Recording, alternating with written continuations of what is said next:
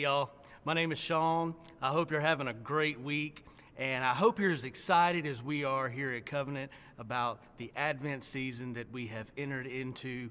And you know, this has been a very strange year, very weird times, and I just want to encourage you and remind you that no circumstance on this earth can change the meaning of the season that we are entering into. And I hope you'll be encouraged by that. I hope that will bring you some peace as we move into this season. If you've been with us the last few Wednesdays, then you know we've been talking about the crazy but relatable life of Joseph, beginning with the ultimate betrayal by his own brothers.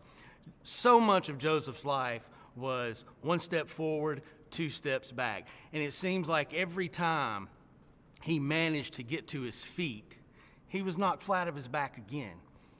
Does that sound familiar to you? Because I know it does to me. If there's ever been a case of justifiable bitterness, Joseph is the guy. So to catch us up to where we are today, Joseph was one of 12 boys fathered by Jacob.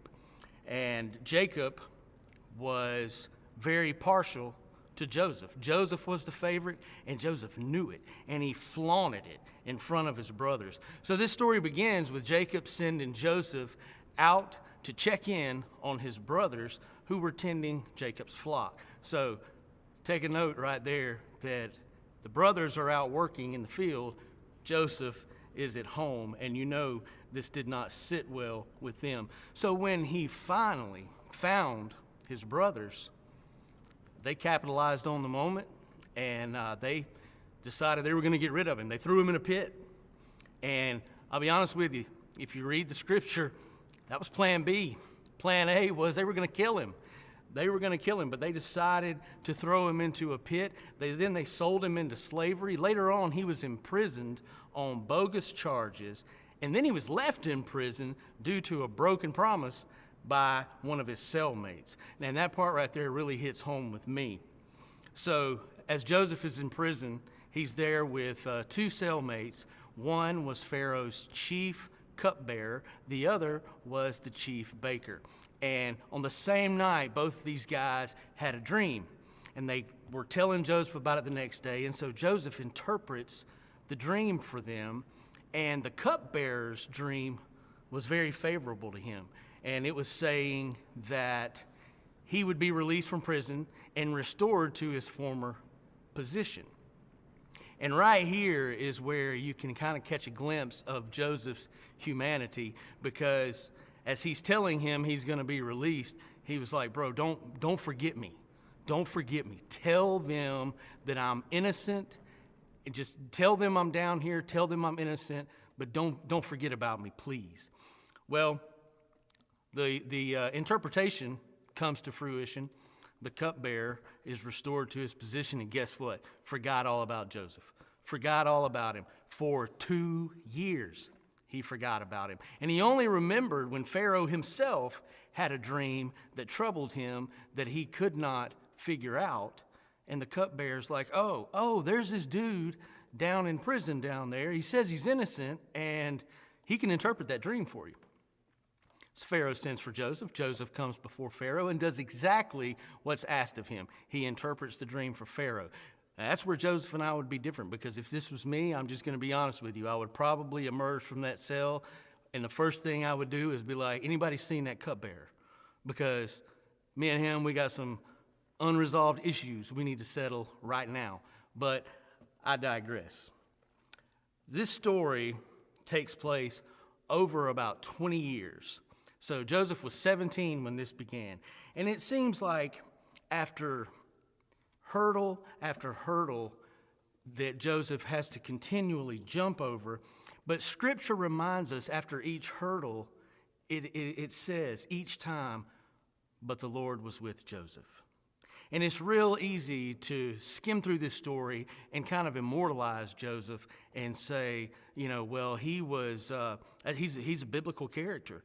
No wonder he could endure all of this stuff and stay on the right track. And I'll be honest with you, there are times that I think to myself, I wish the Lord was with me the way that he was with Joseph. But when I think that way, when you think that way, we completely miss the lesson here. And it's a lesson that Joseph could have missed himself, but he didn't. So put yourself in Joseph's shoes. And for most of us, it's not that difficult to do. Sure, you probably weren't thrown into a pit by your brothers. Neither was I, probably because I have no brothers. But not thrown into a pit by your brothers, but perhaps your family has failed you. That's not too far-fetched for any of us. Maybe you endured abuse while you were growing up. Maybe you're enduring abuse now from a loved one or a friend or just someone close to you.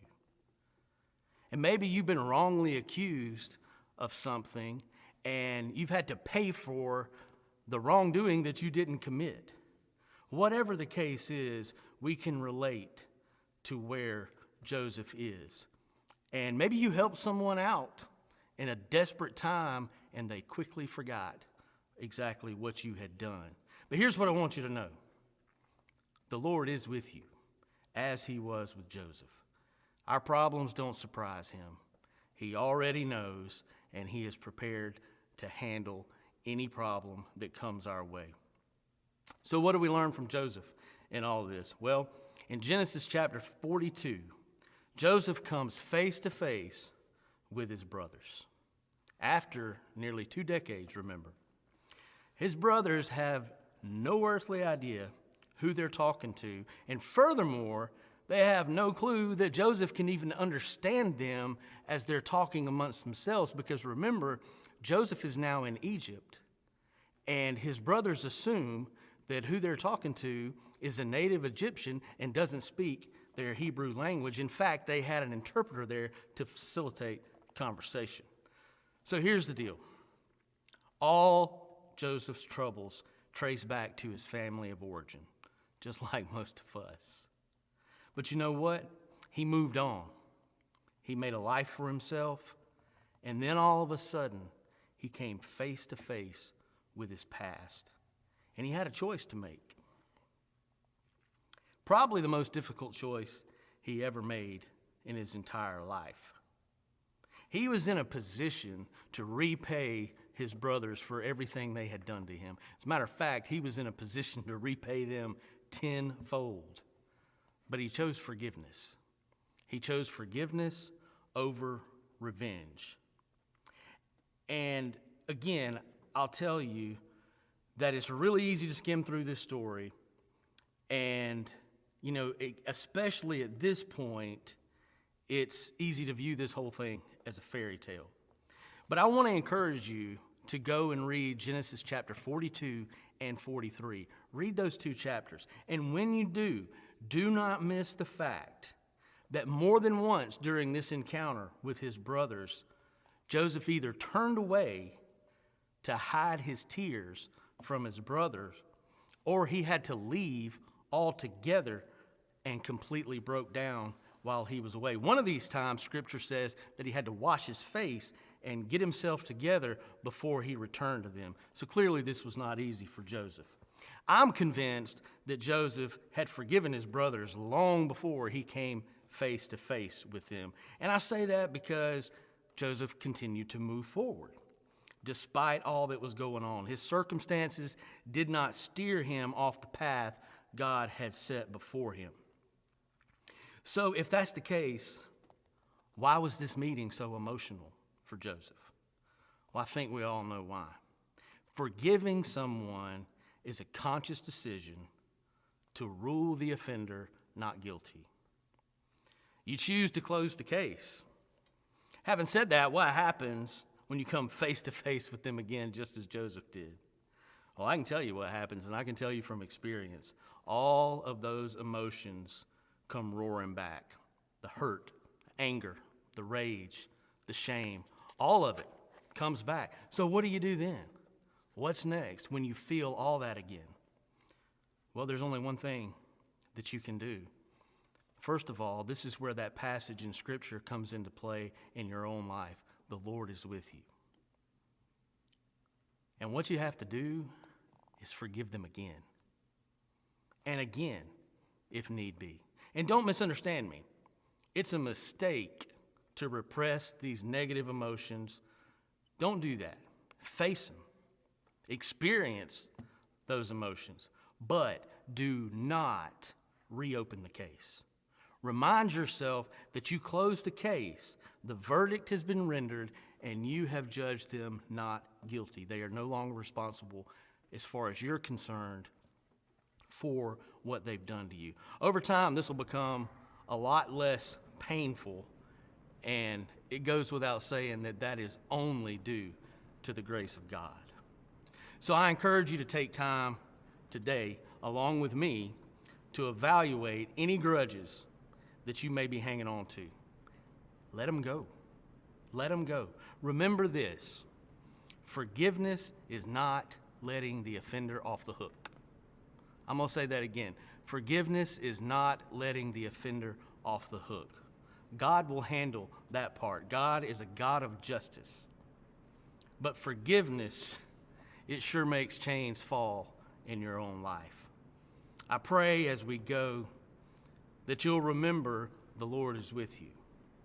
Thanks for joining us tonight. And don't forget to check out covenantdothan.org or our Facebook page for dates and times of upcoming Christmas services. Hope to see you Sunday, either in person or online. Have a great night.